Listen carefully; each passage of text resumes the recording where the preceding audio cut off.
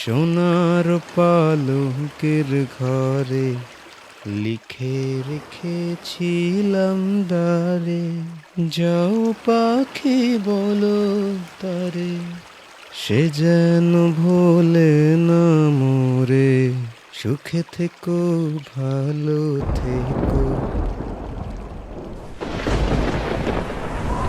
এই রে, ঝড় আসছে মনে হয়।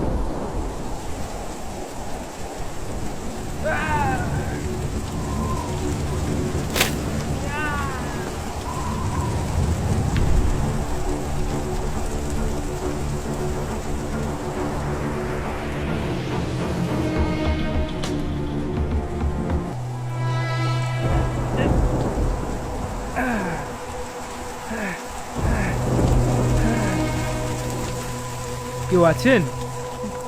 কেউ আছে? এই রে,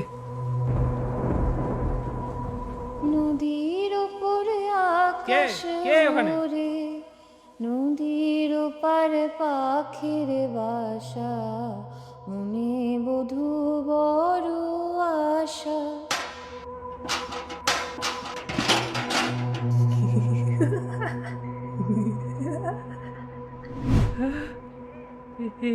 এটা তো আমি।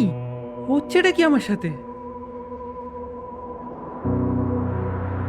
কে আছে এখানে? তুমি এসছো?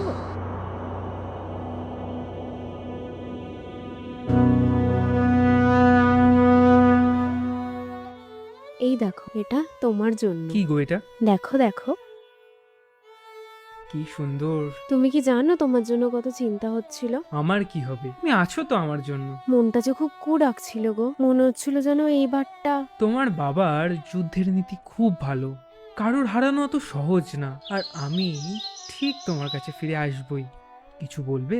বিয়ে করবে আমাকে? মহারাজা মানবে না গো আমাদের এই সম্পর্কটা। আমি আর তুমি একসাথে অন্য কোথাও থাকবো? চলো না, এই যুদ্ধ, এই রাজত্ব সবকিছু ছেড়ে আমরা পালিয়ে যাই। আমি হলাম সৈনিক গো। সৈনিকের ধর্ম রাজাকে নিজের প্রাণ দিয়ে রক্ষা করার। আমি তো পালিয়ে যেতে পারবো না গো। গান শোনাবে একটা? সোনার পালঙ্কের ঘরে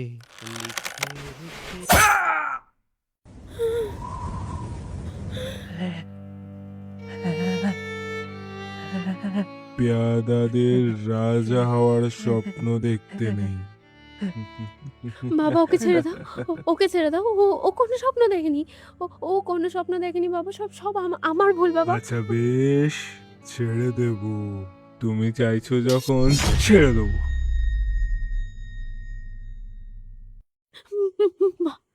বাবা, যাও, ওকে বন্দি বানিয়ে দাও। সাথে এই দেহটাকে ওর সামনে রেখে দাও, যেন ওর মৃত্যুর শেষ নিঃশ্বাস অব্দি এই দেহটাকে দেখতে পায়।